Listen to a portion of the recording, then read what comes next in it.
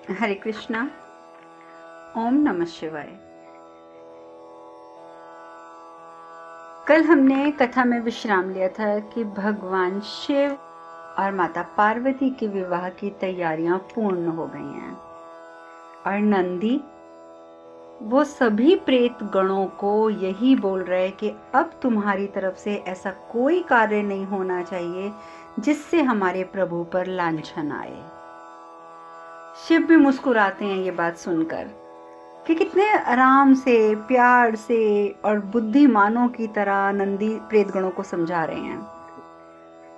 विवाह की तैयारियों में उधर कन्या पक्ष वाले भी, वो भी सब व्यस्त हैं। गंगा आती है, नानी माँ चलिए, अभी तो कई रस्में बाकी हैं, अभी तो पार्वती को भगवान विष्णु की पूजा भी करनी है, मंडप के लिए शिला स्थापना भी करनी है, आप चलिए, जल्दी चलिए।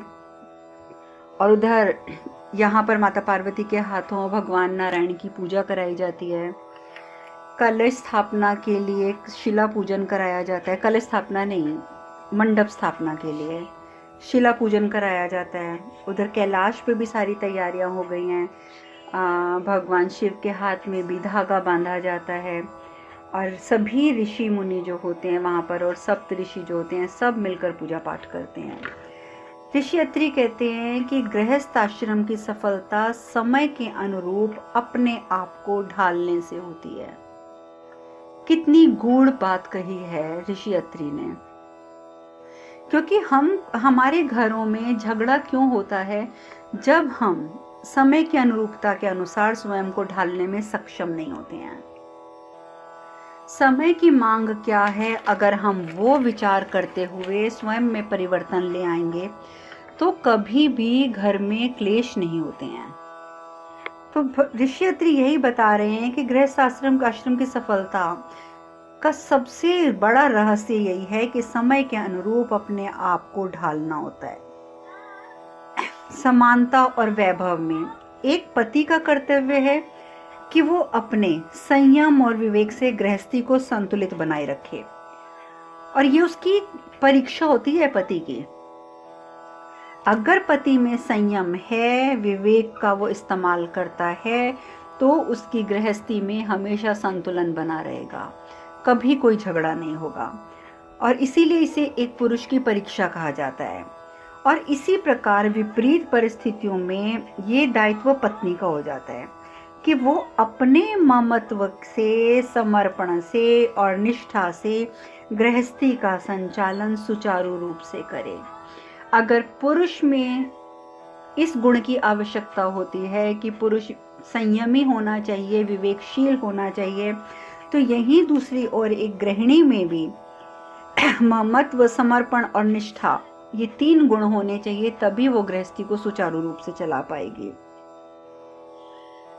ऋषि अत्रि कहते हैं कि हम प्रार्थना करते हैं कि महादेव और पार्वती माता का गृहस्थ जीवन अनंत काल तक इस परीक्षा में खरा उतरे और समस्त संसार में एक सफल गृहस्थ जीवन का सर्वोच्च उदाहरण प्रस्तुत करे। और आप जानते हैं कि गृहस्थी कैसी हो, शिव पार्वती जैसी हो, आज भी यही कहा जाता है।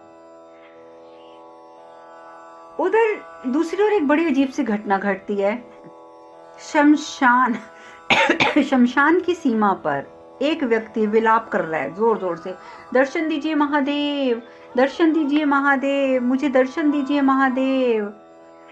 तो प्रेतगण होते हैं, वहां से निकल रहे होते हैं, तो वो देखते हैं तो वो कहते हैं कि हमें लगता है ये महादेव को जानता है, तभी इस तरीके से विलाप कर रहा है कि महादेव हमें दर्शन दीजिए, महादेव हमें दर्शन दीजिए। वो दौड़ के कैलाश पे जाते हैं और बोलते हैं कि प्रभु प्रभु, एक व्यक्ति ना नीचे शमशान की सीमा पर आपके दर्शन हेतु पुकारे जा रहा है कि आप उसे भूल गए हैं, आप उसे भूल गए हैं। तो हाँ, मुझे लगता है कि वो आपको जानता है, तभी वो बार बार ऐसी बातें कर रहा है कि महादेव मुझे दर्शन दीजिए, क्या आप मुझे भूल गए हैं। तो महादेव नंदी को इशारा करते हैं कि नंदी तुम जाओ और जो भी है उसको देखो कौन है। अब नंदी वहां जाते हैं तो व्यक्ति जैसे ही देखता है नंदी को तो बोलते हैं, अरे नंदी तुमने मुझे पहचाना नहीं? तो नंदी कहते हैं, क्षमा कीजिएगा महाशय, मैं आपको नहीं जानता। तो वो व्यक्ति कहता है, नंदी तुमने भी मुझे नहीं पहचाना। ठीक है, समय के साथ साथ सब कुछ परिवर्तित हो जाता है। अब तो मुझे चिंता हो रही है कि पता नहीं महादेव भी मुझे पहचान पाएंगे या नहीं पहचान पाएंगे। मुझे उनके पास ले चलो नंदी, मैं तुमसे विनती करता हूँ। तो नंदी कहते हैं, किंतु मान्यवर, मैं बिना कारण जाने आपको प्रभु के पास कैसे ले जा सकता हूँ? कैसे मिलवा सकता हूँ मैं प्रभु से आपको? आप मुझे पहले एक कारण बताइए कि आप उनसे क्यों मिलना चाहते हैं। और वैसे भी सुनिए महाशय, आज मेरे प्रभु का विवाह है और वो बहुत व्यस्त हैं। तो वो व्यक्ति कहता है, देखो नंदी, मैं विनती करता हूँ, एक क्षण के लिए ले चलो, एक क्षण के लिए। और मैं तुमसे वादा करता हूँ नंदी, अगर प्रभु ने मुझे नहीं पहचाना तो मैं तत्क्षण उल्टे पैर वापस लौट आऊंगा। मैं एक क्षण भी वहां नहीं रुकूंगा। अगर मुझे प्रभु ने नहीं पहचाना तो मैं वहां नहीं रुकूंगा, मैं वापस आ जाऊंगा, पर मुझे एक बार ले चलो। अब नंदी कहते हैं, ठीक है आइए। क्योंकि नंदी जब ये बात सुनते हैं कि अगर प्रभु ने नहीं पहचाना तो मैं तत्क्षण लौट आऊंगा, तो वो नंदी भी समझ जाते हैं कि इसका मतलब ये व्यक्ति महादेव को बहुत अच्छे से जानते हैं और महादेव भी से जानते हैं, तभी तो वो कह रहे हैं कि महादेव पहचान लेंगे, नहीं पहचानेंगे तो मैं लौट आऊंगा। अब रास्ते में नंदी कहते हैं, मान्यवर अब तो बताइए कि आप कौन हैं, अब तो मैं आपको लेके जा रहा हूँ। तो वो व्यक्ति कहते हैं, स्मरण करो नंदी, क्योंकि मुझे तो तुम्हारे साथ बिताया हुआ एक एक क्षण आज भी याद है, एक एक क्षण। अब तुम सोचो कि तुमने किसके साथ कितना समय बिताया था। नंदी को कुछ समझ नहीं आता कि ये कौन है, कहाँ से आया है। खैर नंदी कैलाश पर पहुंचते हैं उस व्यक्ति को लेकर।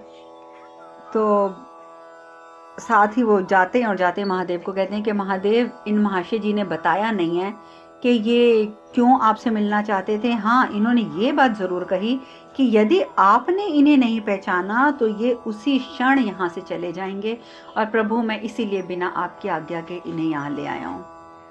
शिव उनको देखते, उस व्यक्ति को देखते खड़े हो जाते हैं, पास आते हैं, कंधे पर हाथ रखते हैं और हाथ रख के बोलते हैं, अपने मामा की परीक्षा लेने आए हो सुकर्ण?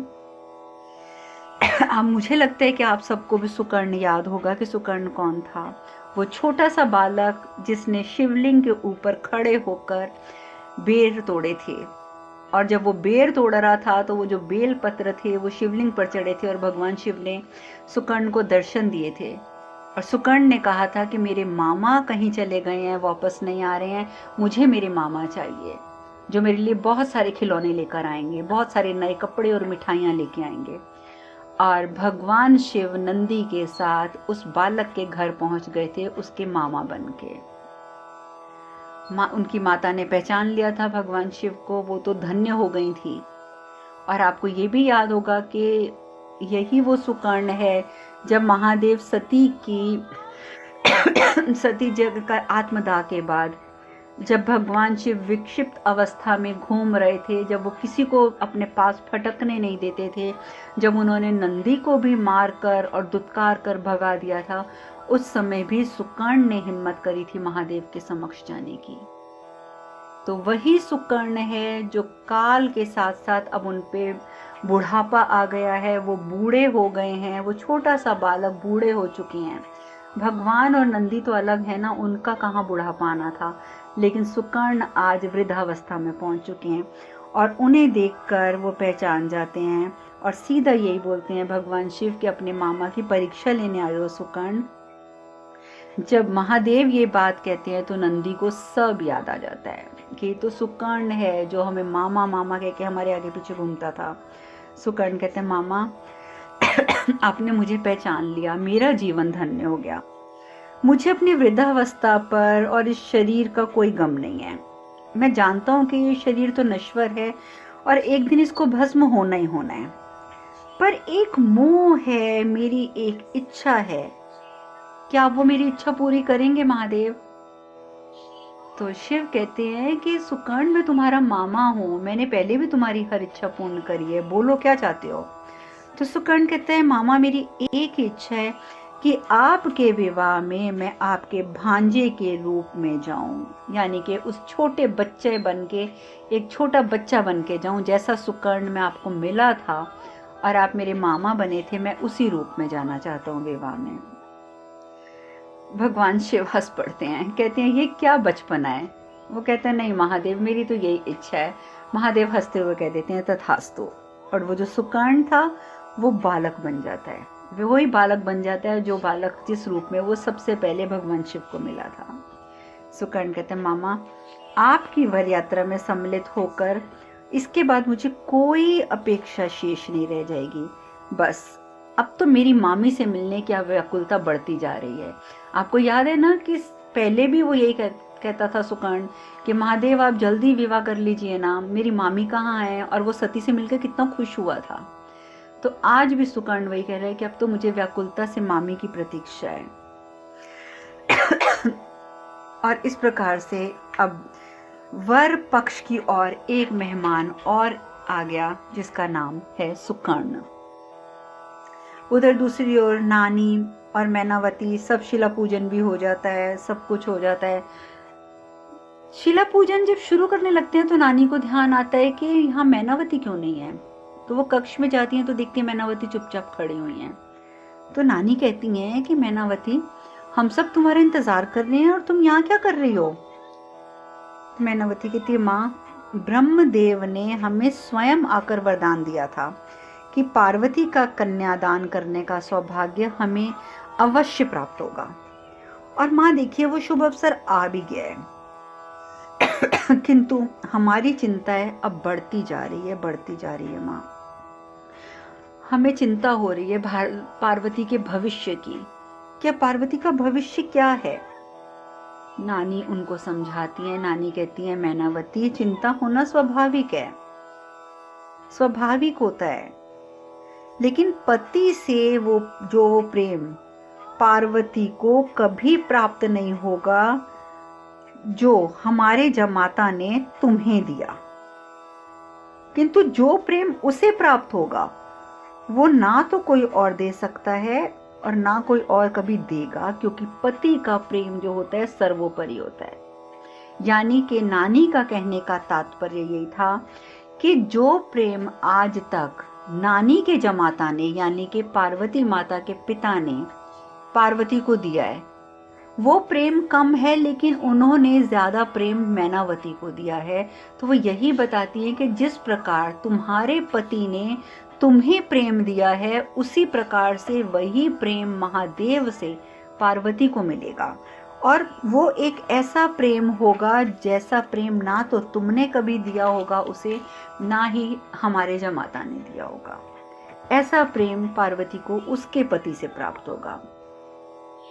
मैनावती कहती है आपकी सारी बात ठीक है, मैं मानती हूँ कि महादेव पार्वती को बहुत प्यार करते हैं, परंतु वर पक्ष के संस्कार और जीवन शैली ये सब कुछ हमसे भिन्न है माँ, बिल्कुल भिन्न है।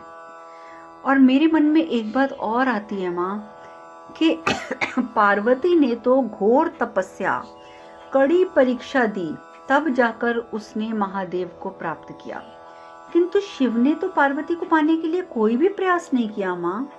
तो क्या ये संभव नहीं है कि विवाह के पश्चात शिव के मन में श्रेष्ठत्व की भावना आ जाए और वो पार्वती को अपना अधीन समझने लग जाएं? अब देखिए वो मैनावती हैं, वो अभी तक भगवान शिव को भगवान के रूप में शायद स्वीकार नहीं कर पा रही हैं, क्योंकि उस समय लोगों के पास साधन कम थे। अगर वो विष्णुपंथी थी, वो सिर्फ विष्णु भगवान की आराधना करती थी, इसीलिए उनके मन में कई प्रकार के संदेह थे भगवान शिव को लेकर।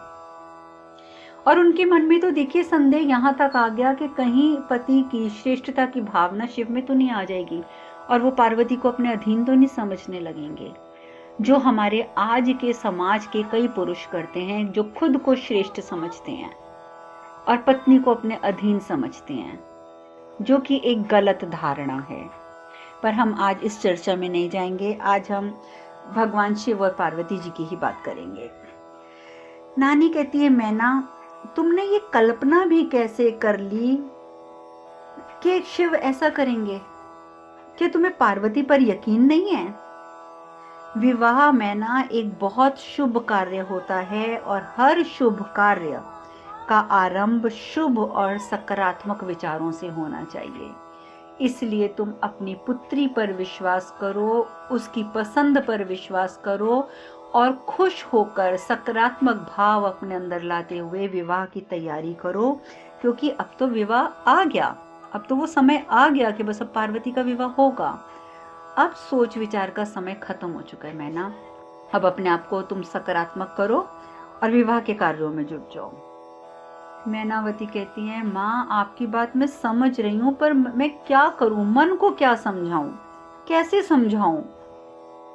पार्वती आ जाती हैं उसी समय। तो माता पार्वती जैसे आती हैं कहती हैं कि यही समझाइए माँ कि शीघ्र आपकी सभी शंकाएं, सभी भय, इन सब से आपको मुक्ति मिल जाएगी, आप मुक्त हो जाएंगी।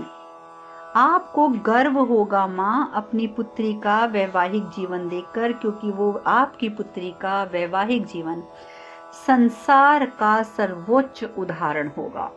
संसार का सर्वोच्च उदाहरण, आपको गर्व होगा, इसलिए आप बिल्कुल चिंता मत कीजिए और शीघ्र ये चिंता आपकी दूर हो भी जाएगी।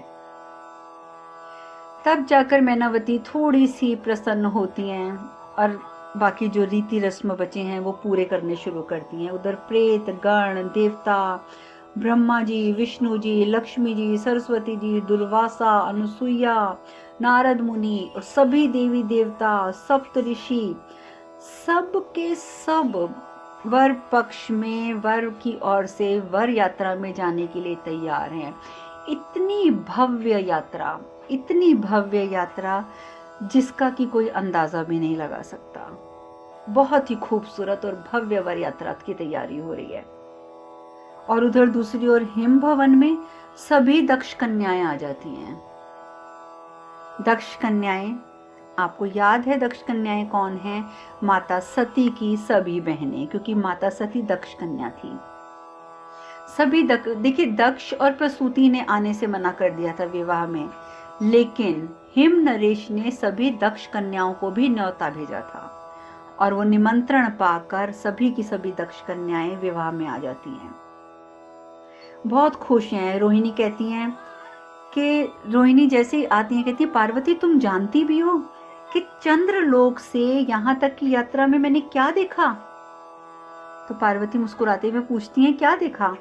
रोहिणी कहती है कि पृथ्वी लोक ही नहीं, संपूर्ण ब्रह्मांड इस विवाह को लेकर उन्माद में है। संपूर्ण ब्रह्मांड सभी उत्सुक हैं तुम्हारे विवाह को लेकर, सभी में खुशी की लहर दौड़ रही है। ख्याति कहती हैं कि सती के रूप में तुम्हें महादेव से विवाह करने हेतु माताजी और पिताजी के खिलाफ जाना पड़ा था, उनके विरुद्ध जाकर खड़ा होना पड़ा था, किंतु पार्वती के रूप में तुम्हारा विवाह तुम्हारे माता पिता की स्वीकृति और आशीर्वाद के साथ हो रहा है। और तुम जानती हो पार्वती, ये चीज मुझे कितना सुकून दे रही है कि आज हमारी बहन अकेले नहीं खड़ी है।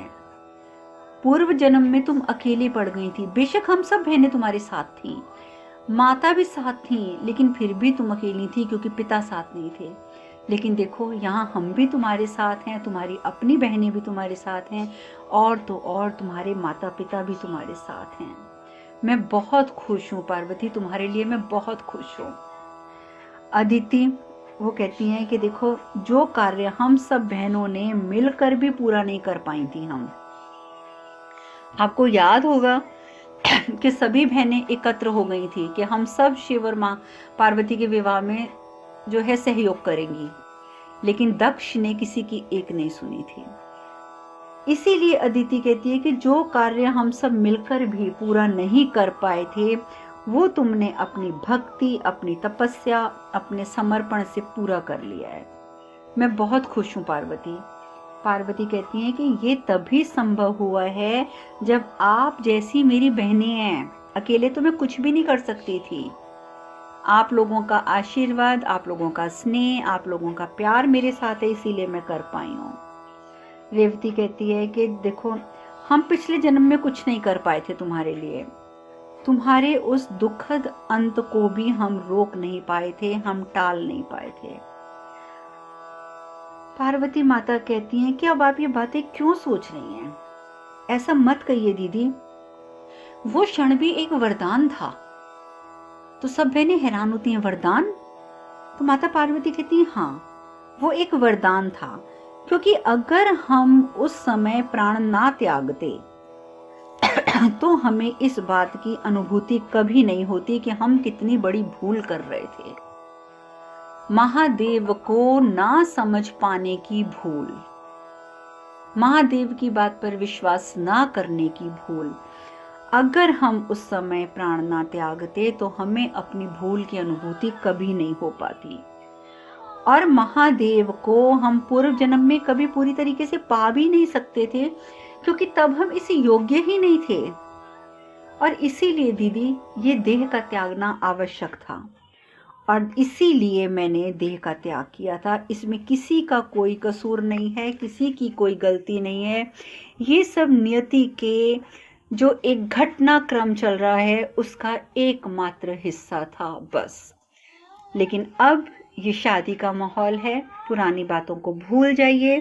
मेरे साथ अब आप सब आने वाले समय के लिए प्रार्थना कीजिए कि आने वाला जो समय हो वो हमारी गृहस्थी का सबसे उत्तम समय हो। बस आप ये प्रार्थना कीजिए।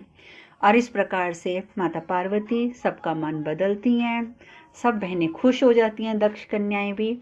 अब आगे क्या होता है, बारात किस प्रकार चलेगी और बारात में क्या क्या होगा, ये सब चर्चा हम करेंगे कल।